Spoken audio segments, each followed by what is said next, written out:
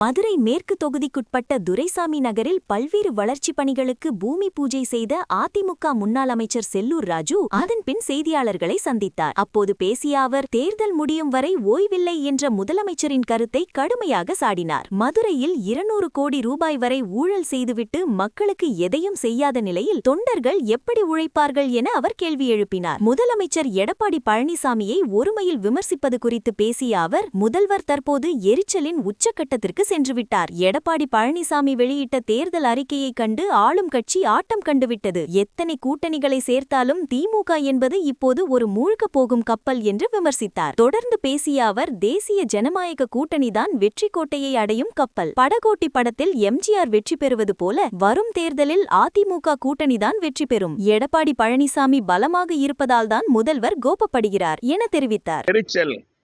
அது முதலமைச்சரை பொறுத்தளவுக்கு எரிச்சல் உச்சக்கட்டத்துக்கு போயிட்டார். 10 தேர்தல் அறிக்கை கொடுத்தார். அந்த 10 தேர்தல் அறிக்கையிலும் ஆளுங்கட்சி ஆட்டம் கண்டு விட்டது. எத்தனை கூட்டணியை சேர்த்தாலும் சரி, இந்த கப்பல் முழுக போற கப்பல், திமுக கூட்டணி என்ற கப்பல் முழுக போற கப்பல், தேசிய ஜனநாயக கூட்டணி கப்பல் தான் வெற்றி கோட்டை அடைய போகிறது என்பதையும் தெரிவிச்சுக்கிறேன். இந்த நேரத்தில் தெரிவித்தேன். உங்களுக்கு ஒன்று இதாக சொல்லணும்னா, நம்ம அது என்ன, திருவனந்தபுரத்தில் இந்த போட்டி நடக்கும். அந்த போட்டியில் பாய்மரல் இல்லை, கையில் பெடல் போட்டு அடிக்கிறது. ஆமாம், நம்ம படகோட்டி படத்தில் பார்த்தேன். ஜெய் ஜெயின்னு இது பண்ணி பார்ப்பாங்க. தலைவருடைய அணி தான் வெற்றி பெறும். ஆமாம்,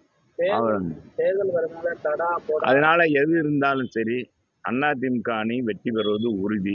பாரதிய தலைமையிலான கூட்டணி வெற்றி பெறுவது உறுதி. அதனால முதலமைச்சர் எரிச்சல் படுறார்.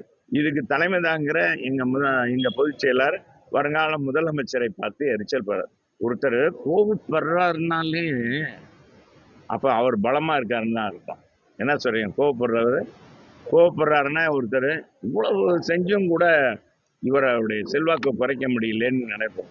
நானும் சொல்றேன், நீ நல்ல ஆட்சி செய்திருந்தா, திறமையாக உங்க நிர்வாகங்கள் சரியாக முறையில் இருந்தா எதுக்கு இது மாதிரி ஆக போகுது? எனவே முதலமைச்சர் முதலே சொன்னார், சாட்டையை சொல்லட்டுவேன்னு சொன்னார். ஒரு 2 மாசத்துலேயே 3 மாசத்துலேயே சொல்லுவார், நான் தூங்கவே இல்லை, எப்படி இருந்த நான் இப்படி ஆயிட்டேனே அப்படின்னு சொன்னார். சொல்லிட்டே இருக்கு. காரணம் கட்சி நிர்வாகி தானே. அதை சரியான முறையில் பயன்படுத்தி சரியான முறையில் அவர் அந்த சாட்டையை சுழட்டி இருந்தார்னா உடனடியாக